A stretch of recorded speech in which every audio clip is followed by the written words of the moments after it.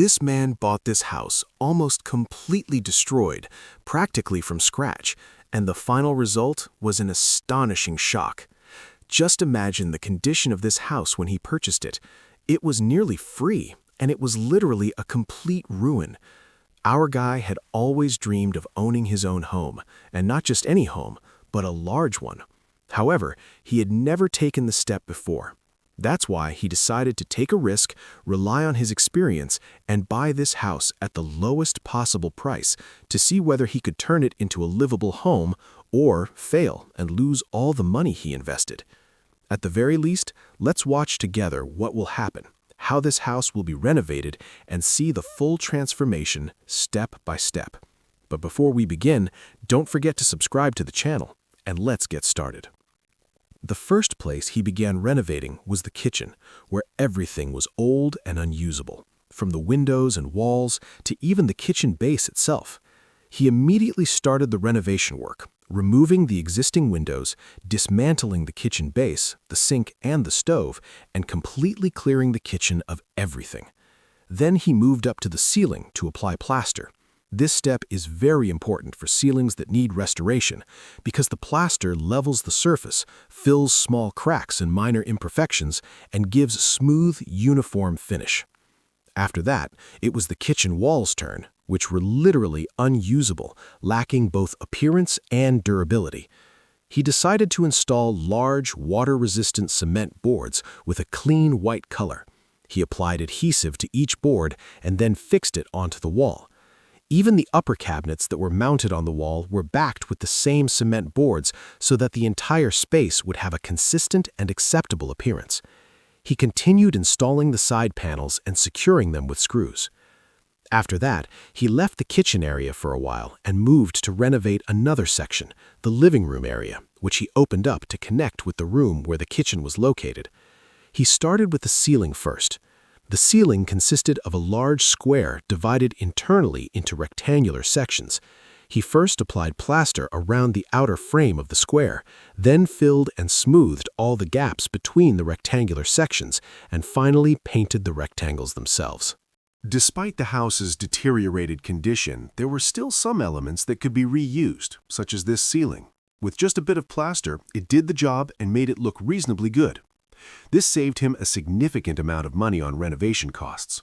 After finishing the ceiling, he moved down to the floor, covered it with a transparent protective sheet, then brought a roll of wall protector and started cutting it to the exact size of the wall before applying it directly onto the surface. He chose wallpaper specifically because it is lightweight on the walls, easy to install, and effective at covering small cracks, stains, and imperfections, while also giving the walls a very elegant and luxurious appearance. On another wall in the room, he installed wallpaper in a different color and design that mimics real brick, giving the space a bold and modern look. After completing the walls, there was still a section of the ceiling that needed additional plaster, which he finished before moving down to the flooring. He decided to cover the wooden floor with cushioned flooring. This type of flooring is comfortable underfoot, easy to install, resistant to wear, and features a tile-like pattern that gives a very modern appearance with a subtle shine. One of its best advantages is that it can be easily cut and shaped to perfectly fit the exact dimensions of the space. After cutting and adjusting it to the size of the room, he lifted it again, applied adhesive to the base floor, then carefully laid the cushioned flooring on top and secured it firmly, especially around the edges. Next, he brought in the kitchen base units, which were completely new. The advantage was that they matched the exact dimensions of the old kitchen.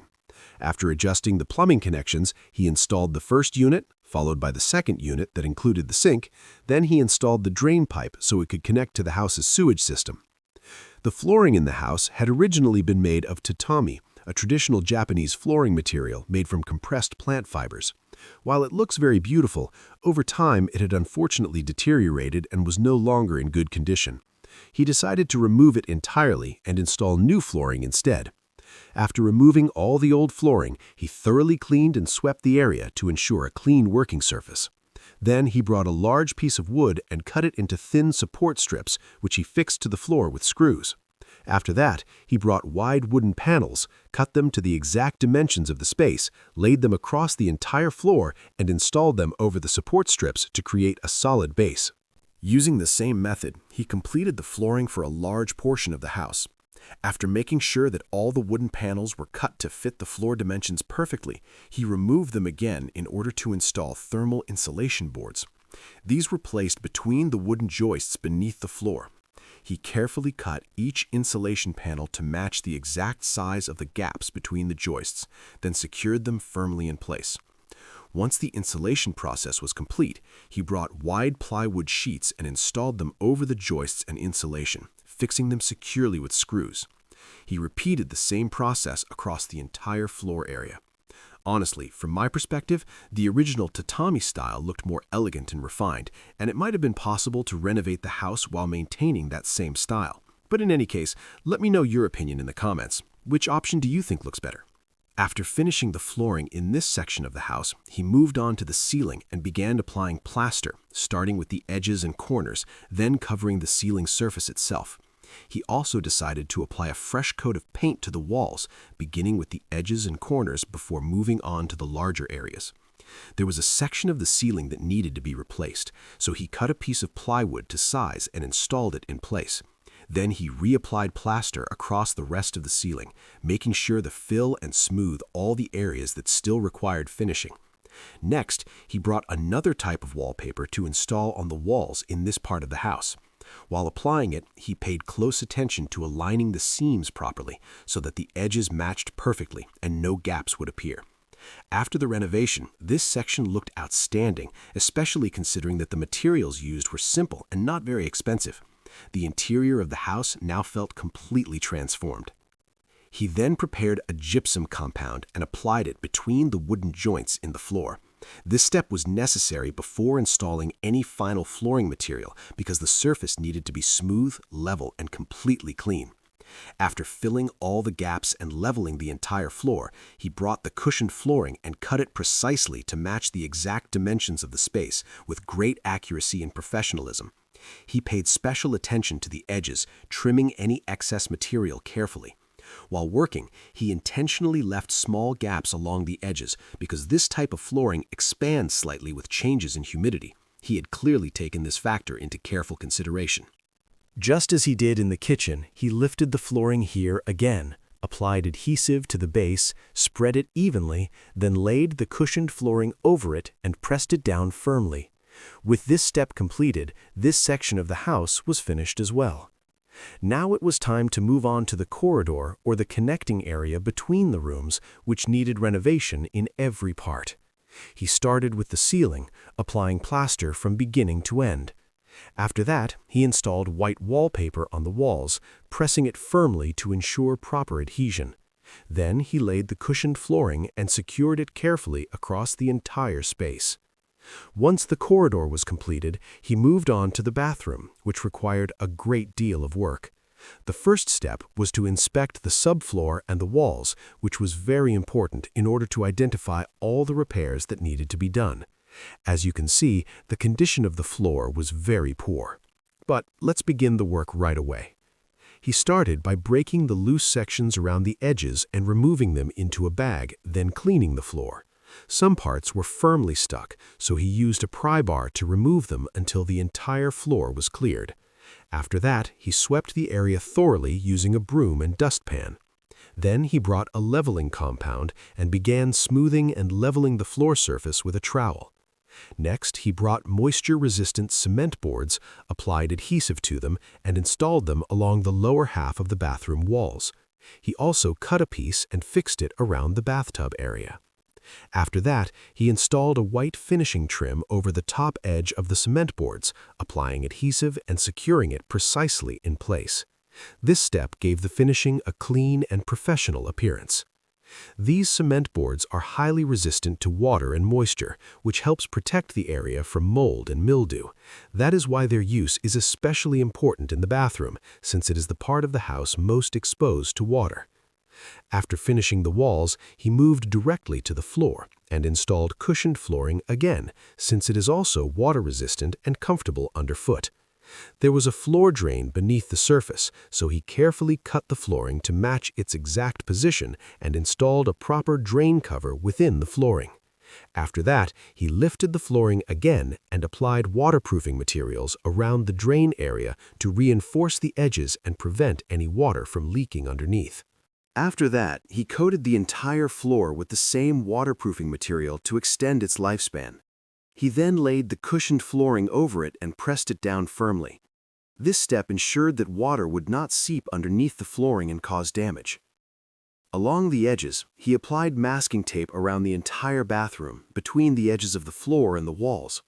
He then applied silicone between them and smoothed it out by hand. After finishing, he removed the blue tape. He repeated the same process around the bathtub and near the floor drain, applying tape, adding silicone over it, then removing the tape, giving the area a clean and sealed finish. With that, this section was completed. Next, he moved on to a new area, one of the most difficult spaces in the entire house due to its severely damaged condition, the second bathroom, which contained the toilet. It was filled with debris and trash, the wood was deteriorated, and even the old waterproofing material had completely failed. He immediately began cleaning, collecting all the waste into bags and removing it outside until the floor structure became visible. The floor consisted of wooden joists with insulation between them, but unfortunately the wood was rotten and the area was in extremely poor condition. After clearing the space, he began installing new wooden beams along the sides and secured them with screws. Then he installed additional joists in the opposite direction, leaving measured gaps between them. He brought proper insulation panels and placed them into these gaps to insulate the floor. At the location of the pipe, he cut an opening in the insulation and then installed plywood sheets over the beams, cutting the same opening to accommodate the drainage pipe. After that, he secured the plywood sheets firmly with screws throughout the entire surface. Once the flooring structure was complete, he began painting the walls white. He applied plaster to the ceiling and painted it as well, paying special attention to the edges and gaps, since these are the areas where moisture tends to accumulate. After that, he installed vinyl wallpaper, which is resistant to moisture and easier to clean. He pressed it firmly to remove any trapped air and trimmed the excess material. To seal the gaps between the plywood panels, he prepared a silicone mixture and filled the joints, then sanded the surface and cleaned the floor thoroughly. The floor was now ready for the cushioned covering. He laid it out over the surface and adjusted its dimensions precisely down to the centimeter. After ensuring the perfect fit, he lifted it again, applied adhesive across the entire area, then reinstalled the flooring and secured it firmly. Of course, he also cut an opening to accommodate the pipe. After that, he installed cement board pieces over the floor area around the pipe. Then he placed the flange over the pipe, the component that secures the toilet base in position, and fixed it to the floor with screws. He installed the toilet on top of it and secured it firmly as well. With that, this bathroom was now fully ready. Next, he moved on to ceiling-related work. The first area was the sink section, where a large overhead cabinet was installed, and he fitted it with proper water connections. He also added a shelf to store personal items. He then began by building the base that would support the sink, assembling it piece by piece himself and mounting it securely to the wall.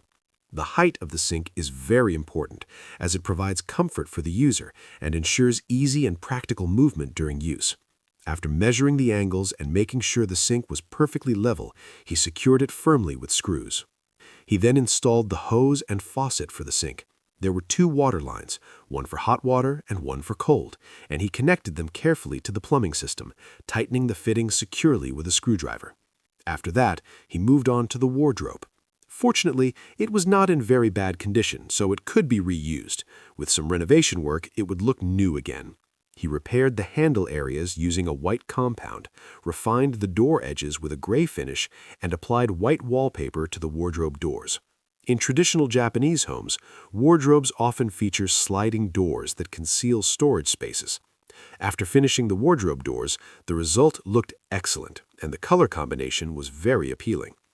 There was also another piece of furniture that was still in very good condition in terms of paint, but needed some restoration to bring it back to its original appearance. After cleaning it thoroughly and removing dust, he repainted it with varnish and covered parts of it with wallpaper. Wallpaper is not only used to decorate walls. Here, it also gave new life to the wood. He even took the wardrobe doors, covered them with wallpaper, and installed new handles. Honestly, after finishing, they looked amazing. And now the house that not long ago was nothing but a ruin, completely unlivable, has become bright, beautiful, and truly comfortable. Work that is done with care and dedication always leaves its mark everywhere. The living room and the kitchen were in very poor condition before, completely unusable, from the flooring and walls to the ceiling. Even the water pipes were old and worn out.